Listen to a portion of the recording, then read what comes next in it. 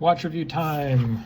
Today we're going to be reviewing a Frederique Constant watch, and I'm actually pretty excited to show everybody this one because I have personally been waiting to get mine delivered for 6 or 7 months, and it finally arrived this week, and so I thought it would make for an interesting first watch review on this channel.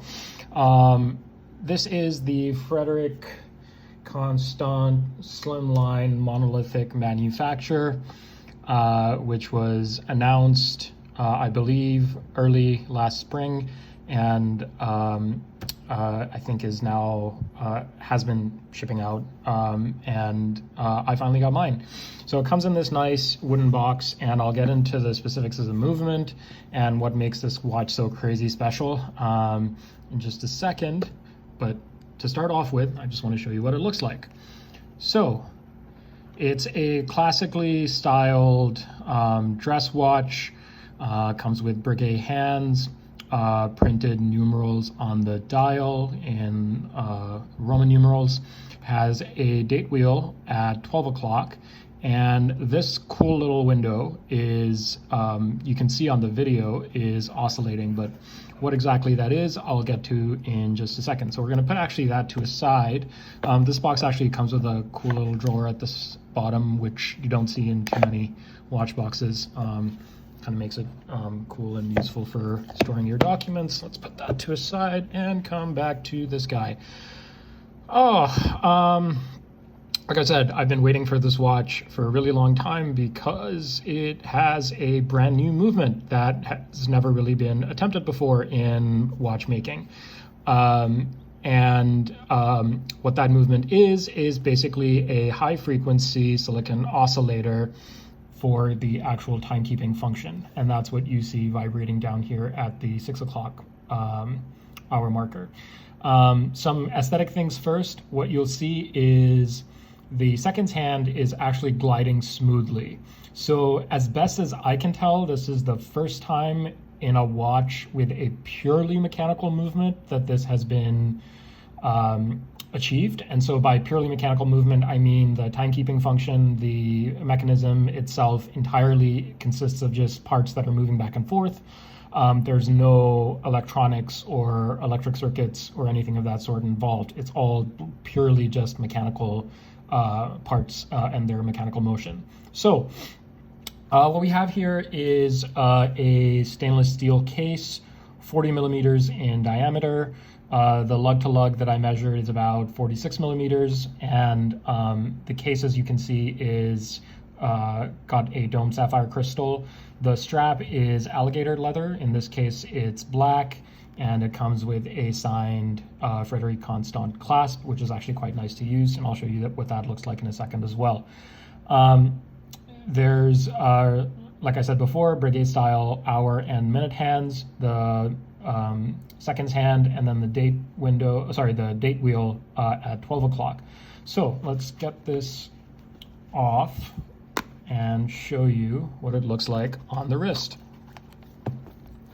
So I have a 7-inch wrist, and I'm actually going to be using with something that I don't see a lot of people doing on these review videos, which to me frankly doesn't make sense because we live and exist in the real world, and that's also where these watches exist and live, and so it doesn't make sense to not show you how they pick up smudges and how to get rid of them.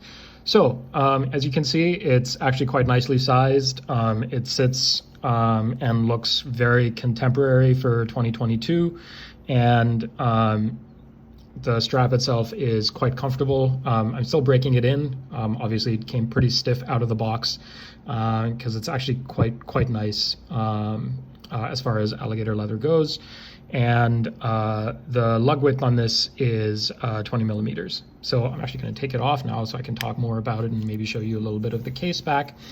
But what makes this special, and so now I'll talk about the movement itself, is the fact that this little vibrating disc that you see that's actually oscillating back and forth is a single piece of silicon fabricated that collectively replaces about 20 to 30 parts of a standard, kind of conventional mechanical watch movement that encompasses the balance wheel and the escapement assembly inside a movement. So this single piece fabricated out of silicon, and I'll bring it up close so you can get a better sense of how it's vibrating, replaces all of those parts.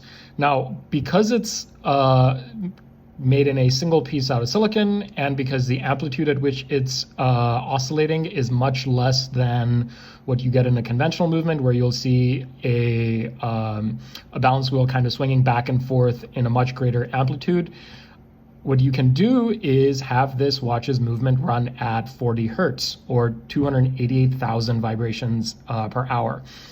Most mechanical movements run somewhere between 2.5 to 4 hertz, which is a tenth of what this watch can achieve. Some other points of reference: quartz movements generally run at about 32,000 hertz. Tuning fork watches generally run at 360 hertz. So this is sitting at 40 hertz, which is, again, from what I can tell, one of the highest frequency purely mechanical movements that have ever been made, if not the highest frequency purely mechanical movement. And what that means is that even though it's giving very, very minute increments to the seconds hand, there's actually so many of them that when viewed with just the naked eye, the second hand seems to smoothly glide the way that it does in tuning fork watches, or a lot more people might be familiar with Grand Seiko's spring drive movements. What you have is a mechanical power source and a mechanical gear train, but of course the regulation happens using a quartz crystal, which is not the case here. So to flip it over, let me just quickly take this off so I can show you what the movement looks like. It's actually quite a nicely finished movement. You've got some very nice decoration, a gold oscillating weight, but what you might be used to seeing in these sorts of movements at the back is a balance wheel, which of course in this is completely missing. And that's because the balance wheel is basically part of the movement that helps with the actual timekeeping function in the movement, and in this case is replaced entirely by the oscillator that you saw on the front.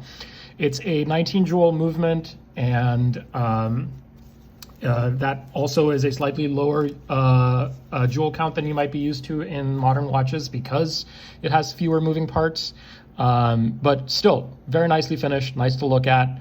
And in this particular instance, on a watch that is a limited edition because it's the inaugural release. When Frederique Constant announced this watch, it was announced in 3 releases, 2 in stainless steel, 1 with this white dial, 1 with a deep, rich, very nice blue dial. I decided to go with the white dial because I wanted to get something that would have more of a contrast for that oscillator. And then a limited edition, so both of those were 810 pieces, and then there's a gold limited edition of 81 pieces. In addition to that, at last year's Only Watch auction, there was a watch from Frederique Constant which featured the High Life movement, the High Life case style, which is their sportier case style, featuring the same movement. And I believe that auctioned somewhere in the low 20,000 to 25,000 Swiss francs range. So this really is kind of green field in the sense that there's not very many of these out in the wild yet. And just as far as the technology itself is concerned, there's really nobody else that has built something like this. But to kind of switch back to the watchmaking aspect of it again, the dial is printed. You can kind of see the printing reflecting off of the light. It's got the Watchmaker's 4, which is a nice little touch. And then it features 2 or 3 different guilloche-like patterns, but that are actually stamped on the dial. And so let's put this back on the wrist again. The clasp is actually quite nice to use. I'm not used to wearing too many of my watches on straps and deployment clasps, but this one actually I think I might actually want to wear as it came out of the box, and that there is this watch again on the wrist. And then to talk about pricing and availability. As I said, these are limited edition watches and they're only just starting to roll out. So availability is limited to the 810 pieces each with the white and blue dial, and then the 81 pieces in gold. My expectation and my hope for Frederique Constant is that they will iron out whatever issues, teething issues they may have had with putting this sort of brand new cutting edge technology out into mass production, and be able to develop more design variations on this movement, because I think it has a very interesting and unique and compelling value proposition.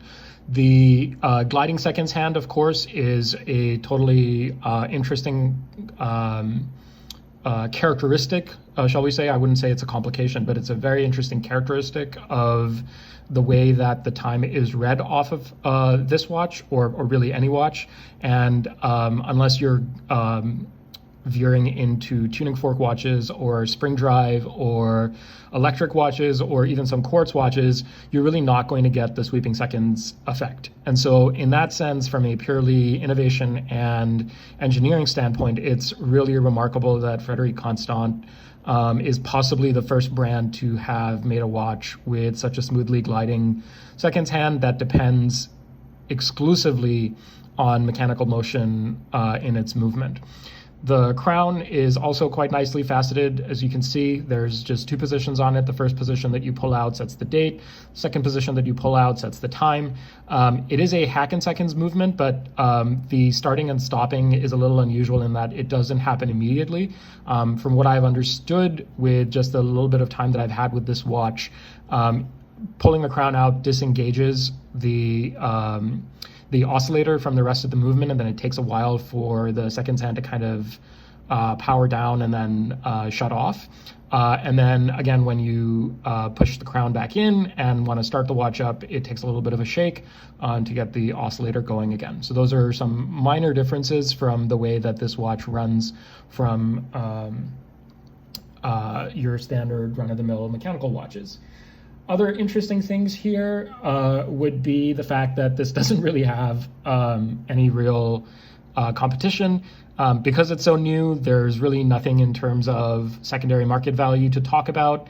The steel version goes for 4,495 euros, and the gold version goes for 14,495 euros.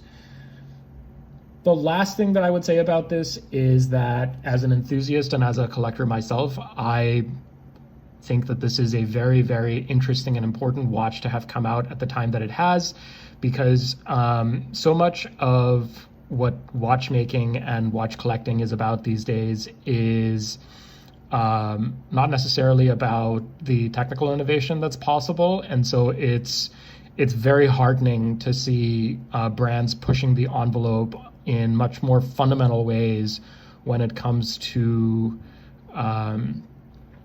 watchmaking and the most fundamental kind of aspect of watchmaking, which is the timekeeping function itself and how that timekeeping is accomplished.